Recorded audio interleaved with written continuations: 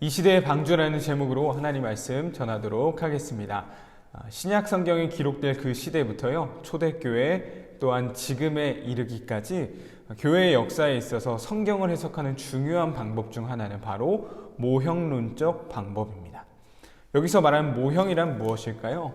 구약 성경에 예표하고 있는 역사적인 사실이 신약 성경에서 원형으로 성취되어지는 것을 말하는 그런 수사학적인 표현입니다. 한마디로 신약의 원형을 보여주기 위한 구약의 한 장치라고 볼 수 있는데요. 사세기 교부로 불린 어거스틴이라는 사람이 이런 말을 했습니다. 구약 안에 신약이 숨겨져 있고 신약 안에서 구약의 의미가 더 분명해진다라고 말했어요.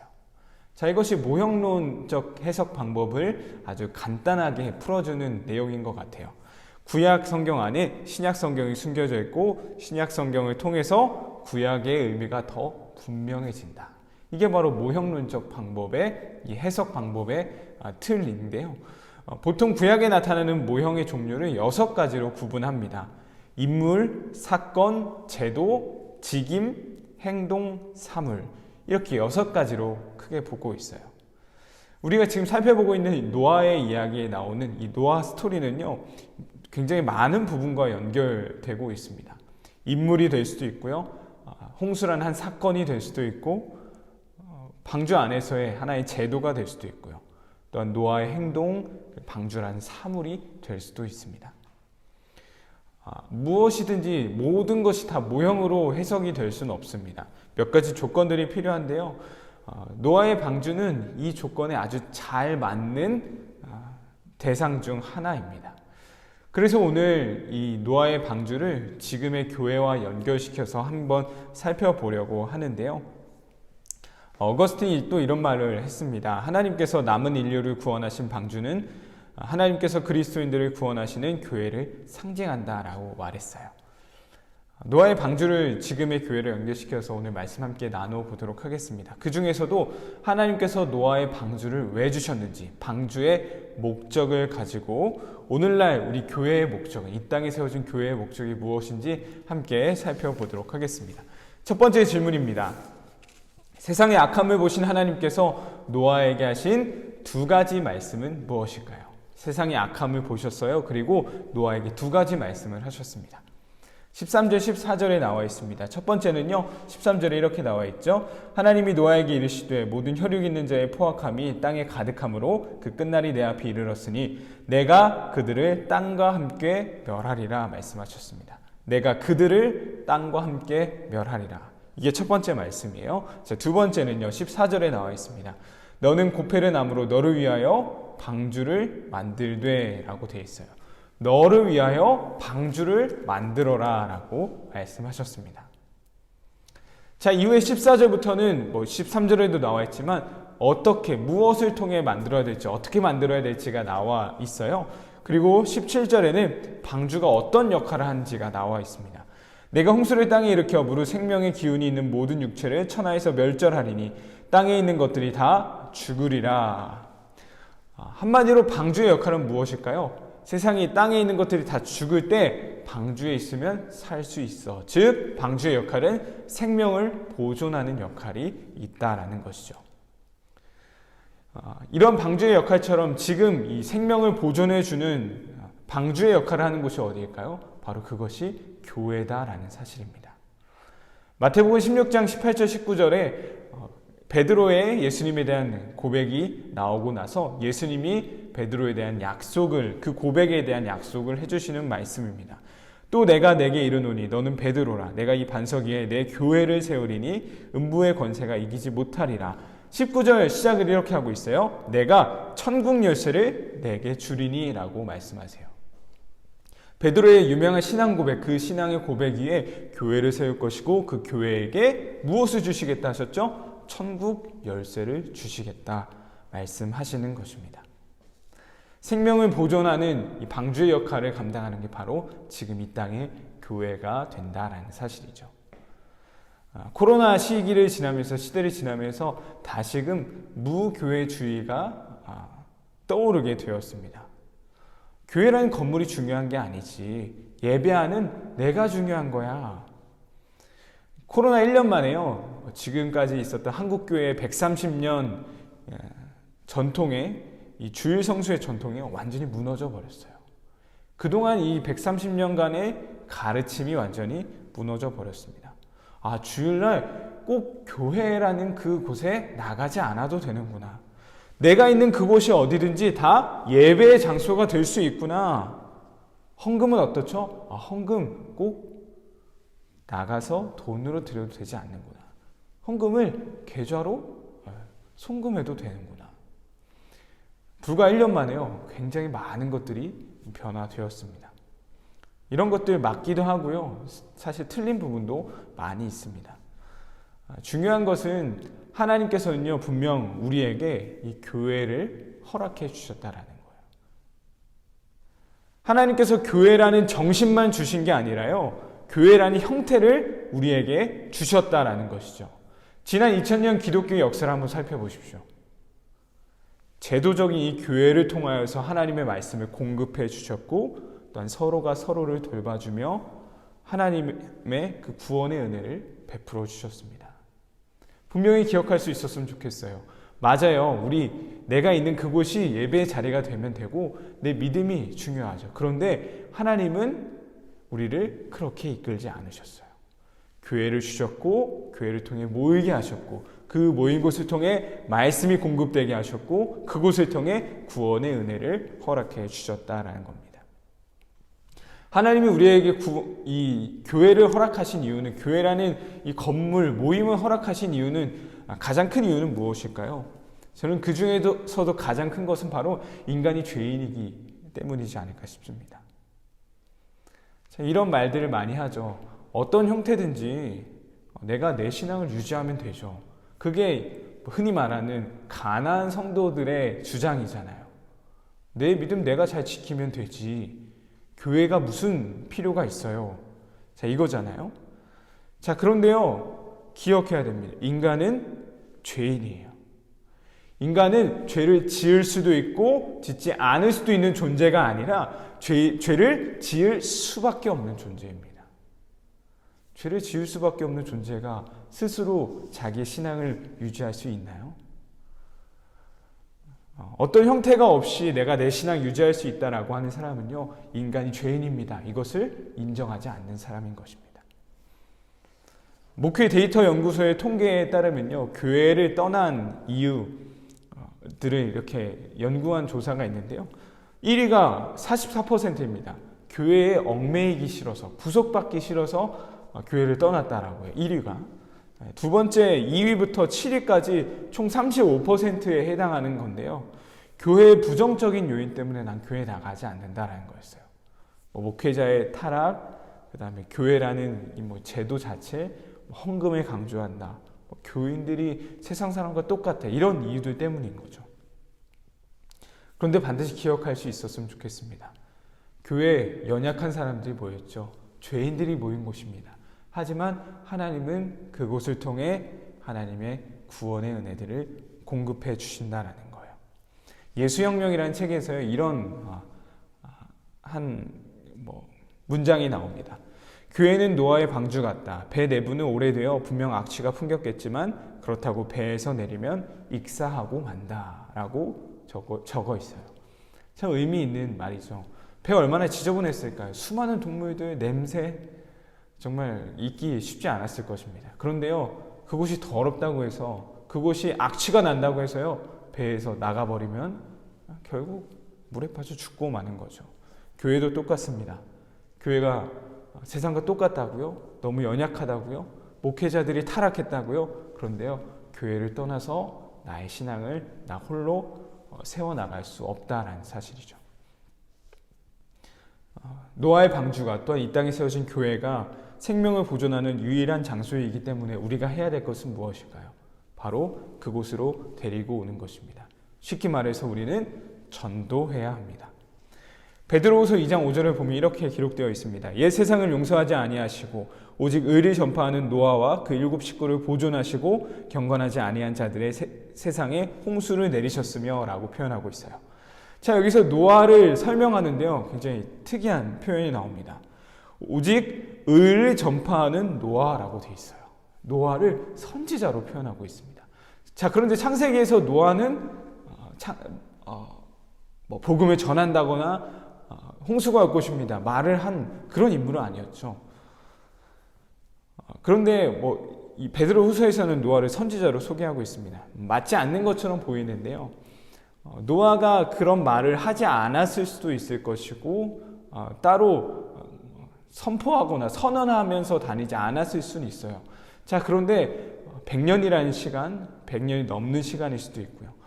그 기간 동안 방주를 만드는 그 삶 자체가 분명 메시지였을 것입니다.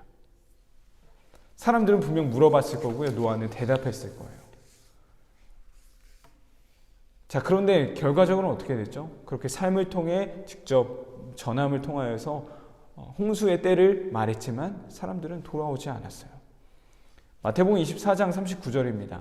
홍수가 나서 그들을 다 멸하기까지 깨닫지 못하였으니 라고 하면서 지금 이 시대를 노아의 때와 비교하고 있는 모습이에요. 우리가 할 것은 바로 이것입니다. 예수님의 때가 언제인지, 다시 오실 때가 언제인지 모르지만 우리 그때까지 생명을 보존할 수 있는 이곳을 전하고 이곳으로 그들을 데리고 오는 거죠. 바로 전도라는 사실입니다. 우리 말씀 기억하면서 첫 번째 나눔 진행하도록 하겠습니다. 방주의 목적이자 교회의 목적은 생명을 살리는 데 있으며 우리는 그 목적을 위해 존재합니다. 가족, 친구, 이웃 등 나의 전도 작정자는 누구인가요? 전도의 열매를 소망하며 함께 나누어 보겠습니다. 전도에 대한 나눔인데요. 함께 첫 번째로 진행해 보도록 하겠습니다.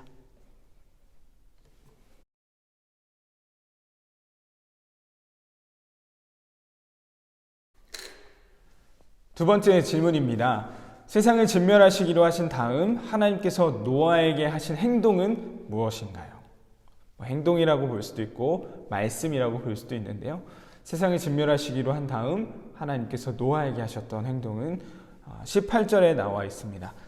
그러나 너와는 내가 내 언약을 세우리니 너는 내 아들들과 내 아내와 내 며느리들과 함께 그 방주로 들어가고 라고 나와 있죠.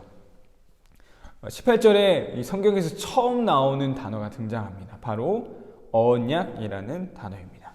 그러나 너와는 내가 내 언약을 세우리니 라고 말씀해 주고 계세요. 세상을 진멸하시기로 한 다음에 노아와 가장 먼저 했던 하나님의 행동은 바로 노아와 언약을 맺으시는 것이었습니다. 이 언약이라는 개념은요, 성경에서 가장 중요한 개념이기도 합니다. 그래서 우리는요, 이 성경의 두 부분을, 성경을 두 개로 나누잖아요. 바로 구약, 그리고 신약이라고 하죠.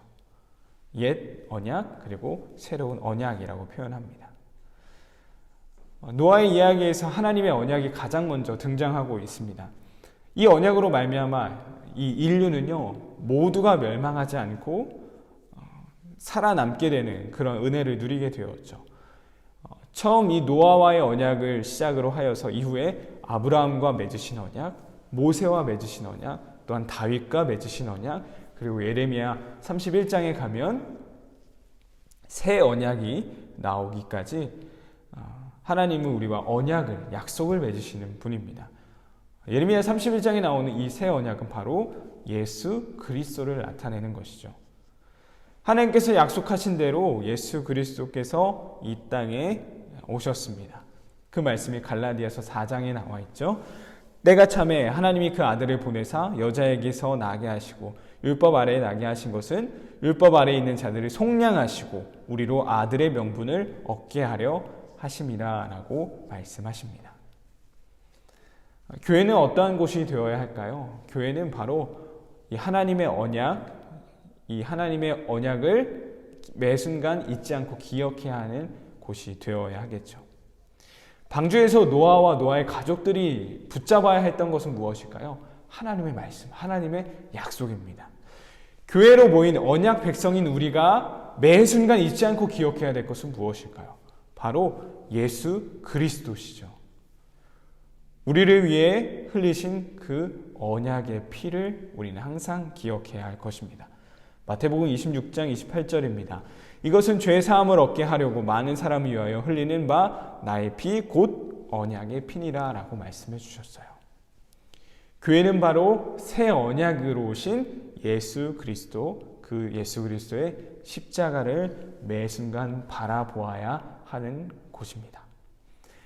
이 두 번째 말씀 기억하면서요, 두 번째 나눔 진행하려고 하는데요. 두 번째 나눔은 게임을 통해 좀 진행하려고 합니다. 혹시 혼자 듣고 계신 분들, 게임이 조금 진행이 어려우신 분들은요, 이렇게 진행하시면 좋을 것 같아요. 예수님 하면 어떤 단어가 떠오르시나요? 예수님. 자, 그 단어들을 한번 쭉 적어보시면 되겠습니다. 예수님 하면 떠오르는 단어, 그것들 쭉 적어보시고요. 또한 적는 것에서 끝나는 것이 아닌 그것이 나와 어떤 관련이 있는지, 그것을 나와 한번 연결시켜 보는 거예요. 제일 간단하게는 예수님 하면 십자가. 십자가가 나랑 무슨 상관이 있지? 연결시켜 보는 거죠. 네, 이렇게 진행하시면 되겠고요. 게임이 가능하신 우리 가정들은요, 너도 나도라는 게임입니다. 네, 게임의 진행 방법을 영상을 통해 제공하도록 하겠습니다. 함께 즐거운 시간이 되었으면 좋겠어요. 함께 진행하도록 하겠습니다.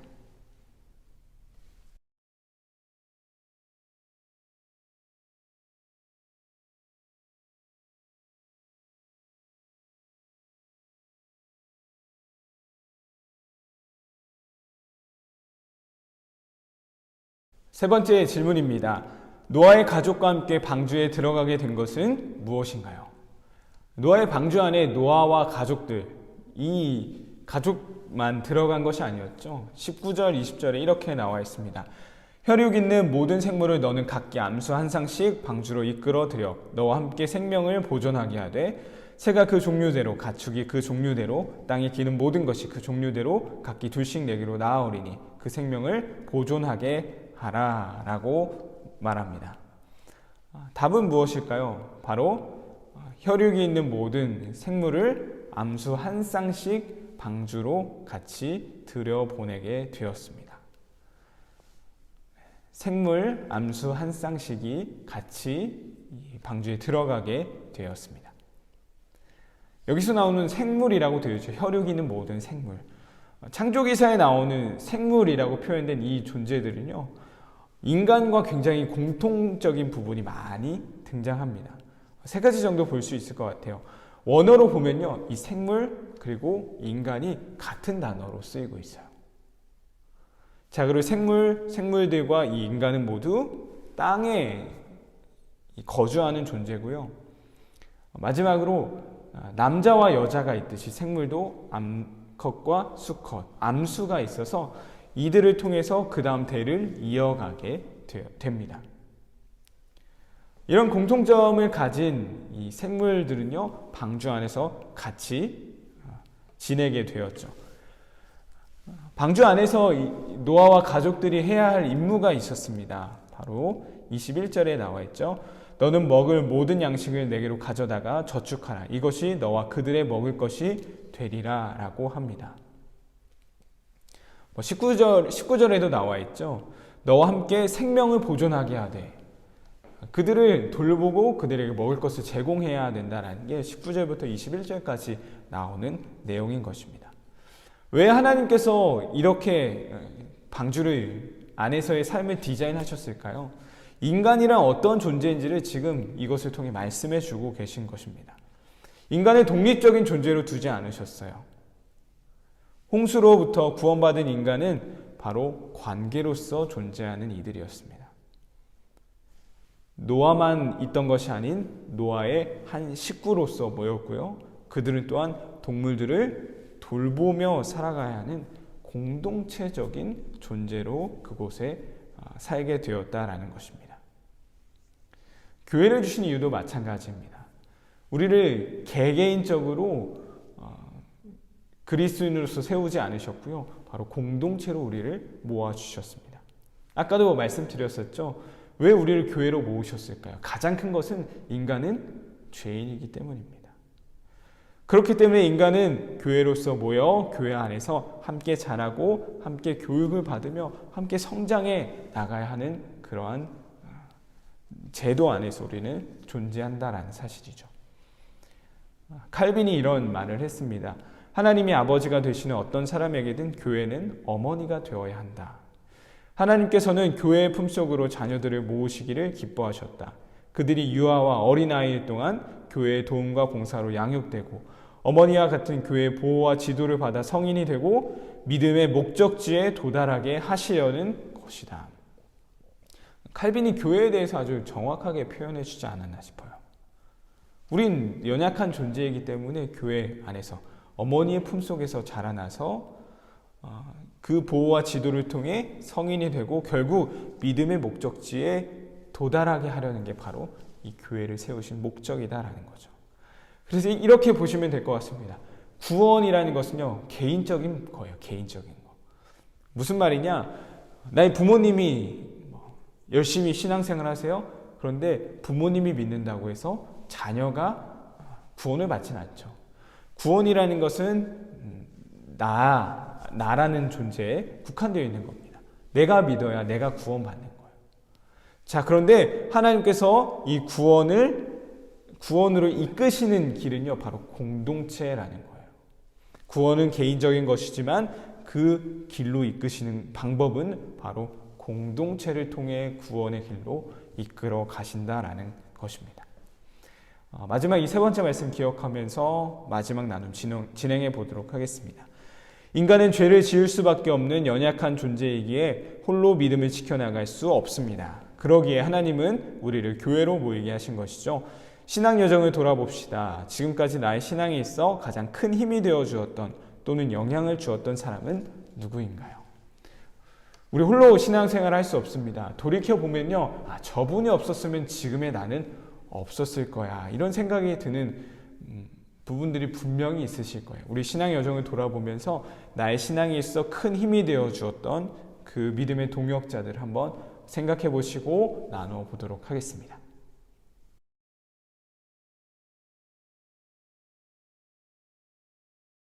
오늘 말씀을 통해 방주의 목적 함께 살펴봤었죠. 첫 번째는 생명을 보존하는 것, 두 번째는 하나님의 언약을 기억하는 것, 세 번째는 공동체로 우리를 부르셨다라는 것이었습니다.